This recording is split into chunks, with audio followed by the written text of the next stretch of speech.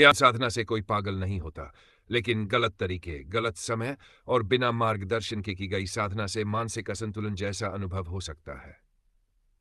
इसे लोग आम भाषा में पागल होना कह देते हैं। आइए इसे सरल भाषा में समझते हैं।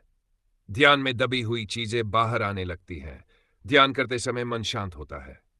जब मन शांत होता है तो पुराने डर, दबी हुई यादें, बचपन के घाव, अधूरे भाव सब ऊपर आने लगते हैं। अगर व्यक्ति पहले से ही बहुत संवेदनशील है या मानसिक रूप से कमजोर है, तो वह इन भावनाओं को संभाल नहीं पाता। जबरदस्ती ध्यान करना, कई लोग बहुत ज्यादा देर तक ध्यान करते हैं, सांस रोकने की गलत तकनीक अपनाते हैं, नींद, भोजन और सामाजिक जीवन छोड़ देते हैं।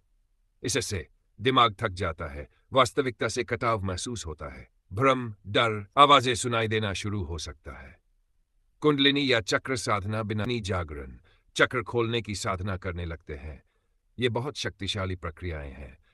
अगर शरीर मन तैयार न हो तो ऊर्जा असंतुलित हो जाती है। परिणाम: बेचैनी, घबराहट, अत्यधिक भावुकता, मैं खास हूं या मैं चुना हुआ हूं जैसा भ्रम।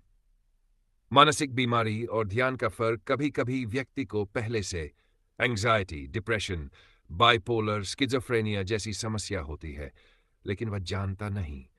ध्यान उस स्थिति को तेज कर देता है जिसे लगता है कि ध्यान ने पागल कर दिया। सच्चा ध्यान क्या करता है? सही ध्यान शांति बढ़ाता है, करुणा लाता है, स्थिरता देता है, व्यक्ति को जमीन से जोड़े रखता है। गलत ध्यान अहंकार बढ़ाता है, डर पैदा करता है, व्यक्ति को अलग थलग कर देता है। ध्यान सुरक्षित कैसे करें?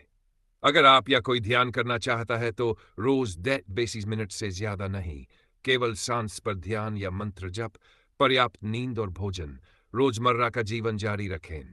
कोई अजीब अनुभव हो तो डरे नहीं, रुक जाए।